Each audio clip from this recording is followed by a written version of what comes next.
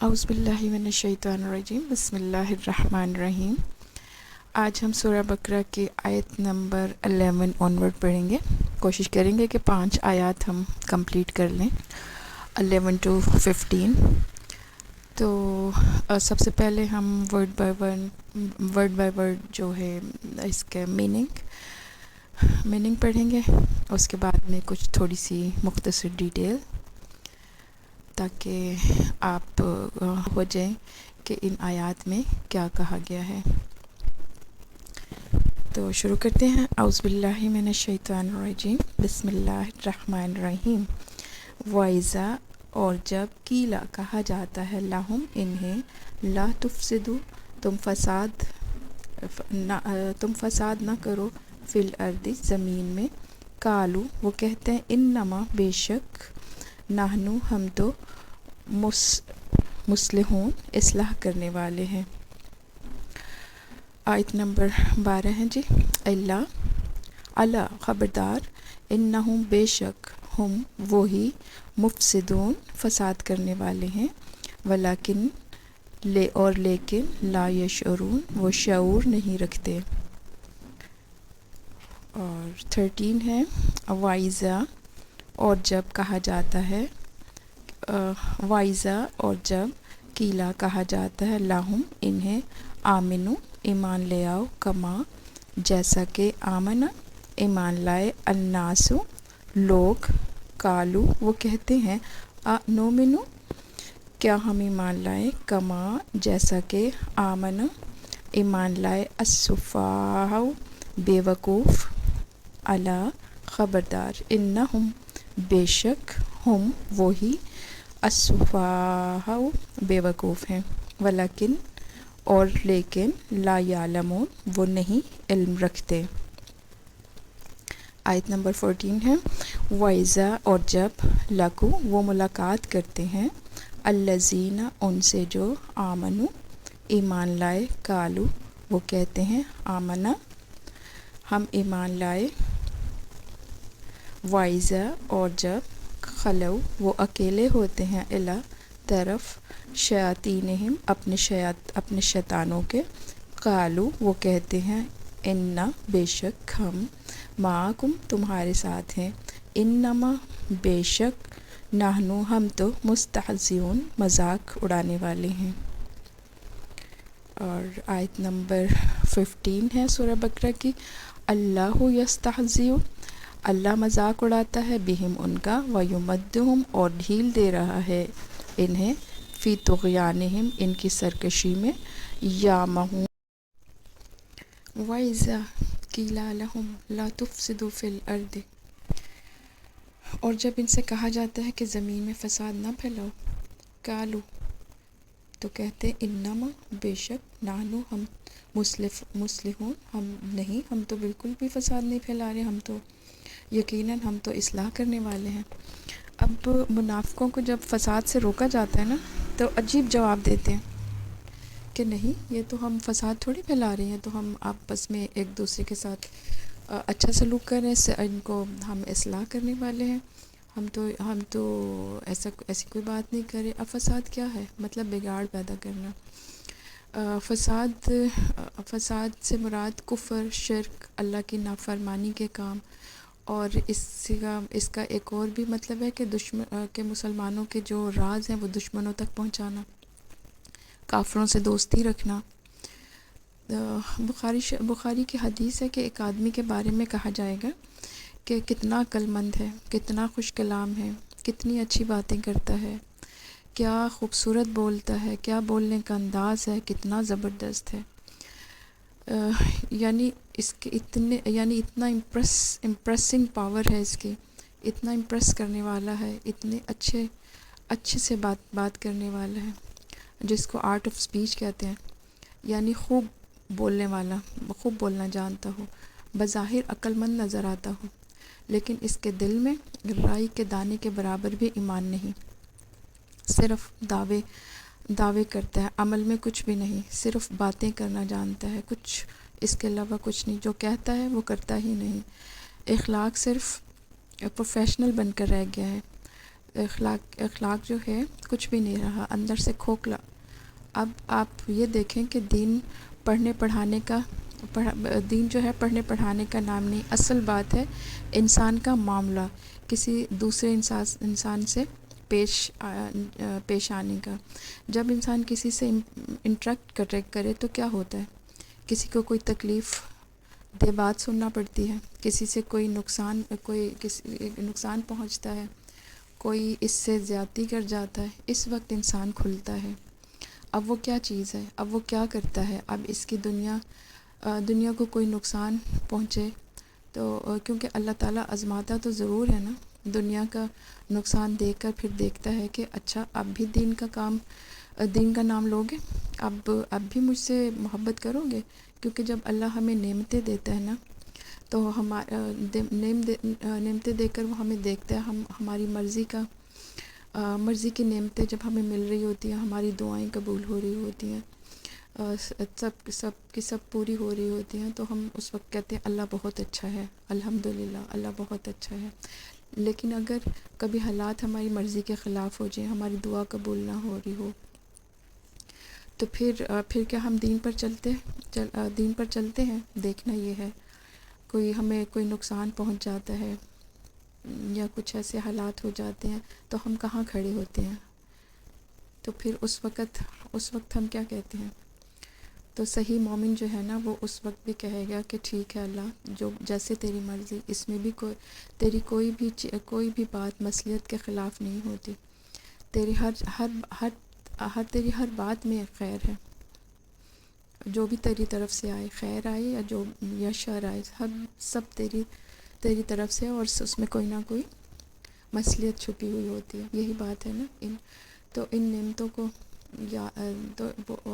نعمتوں کو بھی یاد کرو جو ہمیں اللہ نے دی تھی، اس پر بھی الحمدللہ۔ تو مومن مطلب کہنے کا یہ ہے کہ مومن جو ہے نا وہ باصول ہوتا ہے، اور منافق جو ہے نا وہ بے اصول ہوتا ہے، بے معنی گفتگو کرتا ہے، قول و فعل میں تصاعد ہوتا ہے۔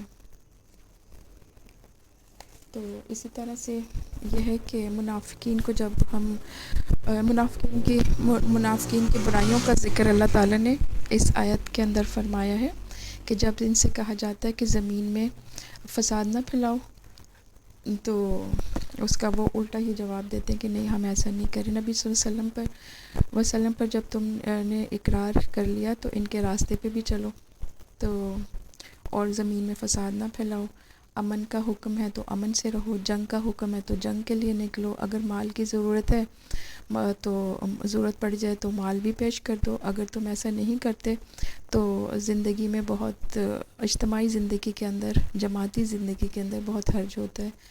تو جواب میں پھر وہی کہ ہم تو اصلاح کرنے والے ہیں۔ اب ان منافقین لوگوں کی چالاکیاں ذرا دیکھیں، جب حضور صلی اللہ علیہ وسلم سے کہتے ہیں کہ ان سے کہتے ہیں کہ ایسا نہ کرو، اس سے معاشرے میں بگاڑ پیدا ہوگا، تو کہتے ہیں کہ ہم تو اصلاح کرنے والے ہیں، لڑائی جھگڑے میں کیا رکھا ہے، ٹھنڈے اسلام کی دعوت دو، اور جو اسلام قبول کرے کر لے، جو رد کرے وہ رد کر دے۔ اب آیت نمبر 12 میں ہے جی، الا انہم هم المفسدون ولکن لا یشعرون، سن لو در حقیقت وہی لوگ فساد کرنے والے ہیں لیکن وہ نہیں سمجھتے۔ اس میں اللہ تعالیٰ کہہ رہے ہیں کہ آگاہ ہو جاؤ، حقیقت میں یہی لوگ فساد مچانے والے ہیں، لیکن انہیں شعور ہی نہیں، ان کے علاوہ اور کوئی علاج ممکن ہی نہیں۔ آخر میں اللہ تعالیٰ فرما رہے ہیں کہ انہیں شعور نہیں، یعنی یہ جو کچھ بھی کر رہے ہیں اس کا انہیں تدارک ہی نہیں، یعنی غیر شعوری نفاق کا ذکر ہے یہاں پر۔ وَإِذَا قِيلَ لَهُمْ آمنوا كما آمن الناس قالوا أنؤمن كما آمن السفهاء ألا إنهم السفهاء ولكن لا يعلمون۔ اور جب ان سے کہا جاتا ہے کہ ایمان لاؤ جس طرح لوگ ایمان لائے، تو کہتے ہیں کہ کیا اسی طرح ایمان لائیں جس طرح بے وقوف ایمان لائے ہیں؟ تو سن لو، بے وقوف تو در حقیقت وہی لوگ ہیں لیکن وہ نہیں جانتے۔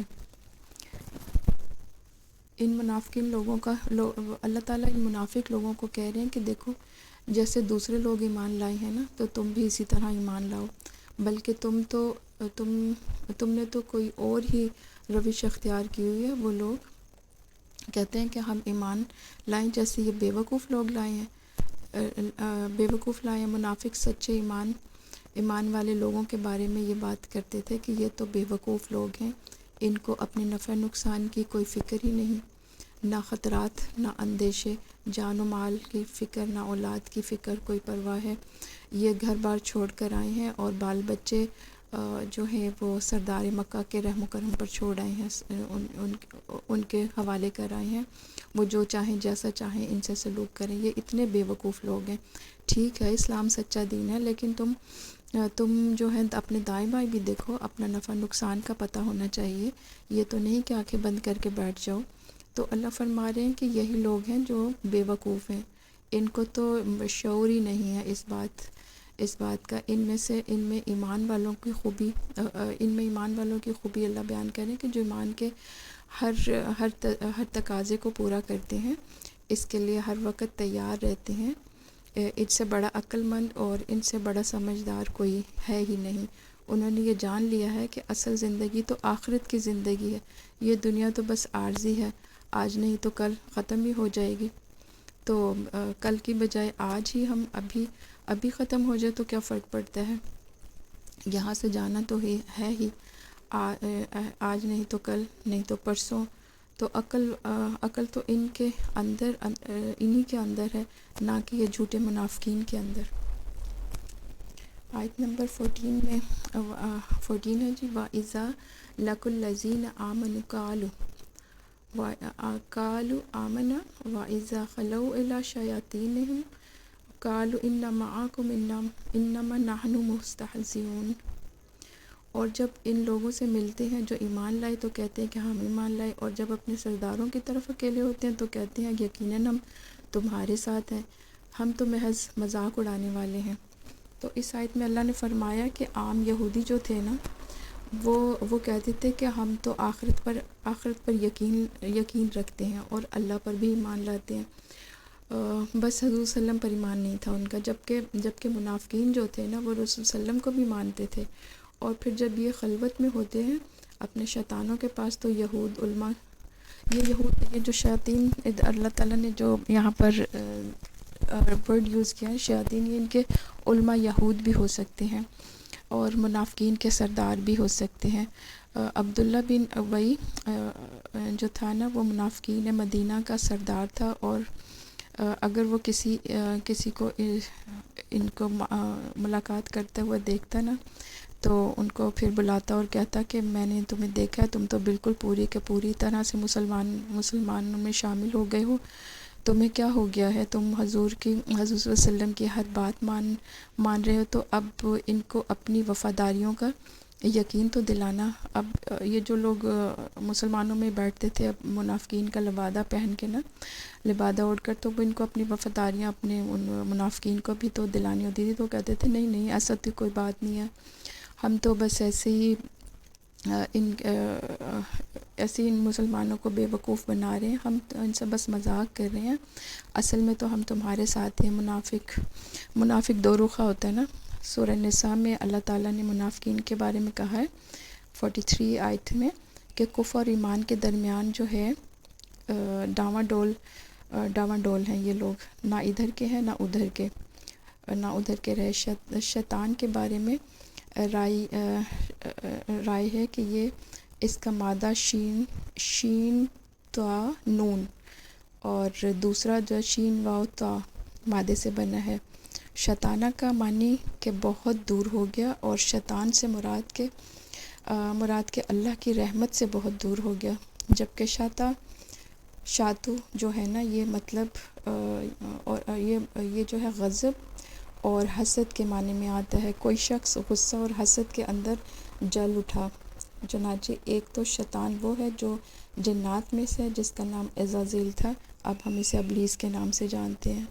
پھر یہ کہ جو دنیا میں جو بھی اس کے پیروکار ہیں اور اس کے مشن پر لگے ہوئے، اس کے شریک ہیں اس کے ساتھ، خواہ وہ انسانوں میں سے ہو یا جنوں میں سے، وہ بھی شیطان ہی کہلاتے ہیں۔ اس لیے اس لیے اہل کفار کے جو بڑے بڑے سردار تھے نا، ان کو شیطان سے ہی تعبیر کیا جاتا ہے۔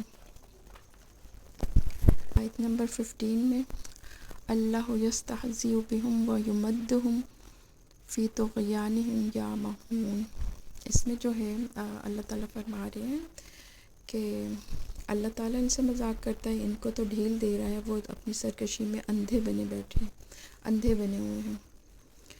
در حقیقت اللہ ہی ان کا مذاق اڑا رہا ہے، اور ان کو ان کی سرکشی میں اتنی ڈھیل دے رہا ہے کہ وہ اب عقل کے اندھے پن میں بھٹک رہے ہیں۔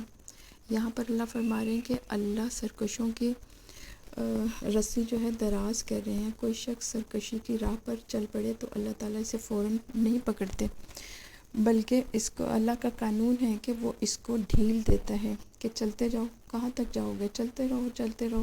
لیکن یہ سمجھتے کہ ہم تو مسلمانوں کا مذاق اڑا رہے ہیں، اور یہ کسی کو پتہ ہی نہیں چل رہا۔ اللہ فرما رہے کہ مذاق تو دراصل ان کا اڑایا جا رہا ہے۔ یہ یا مہون کا جو لفظ عقل کے اندھوں کے لیے آیا ہے، آنکھوں کے اندھوں کے لیے نہیں۔ یہ میں نے بہت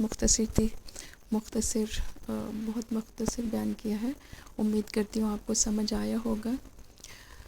اور اللہ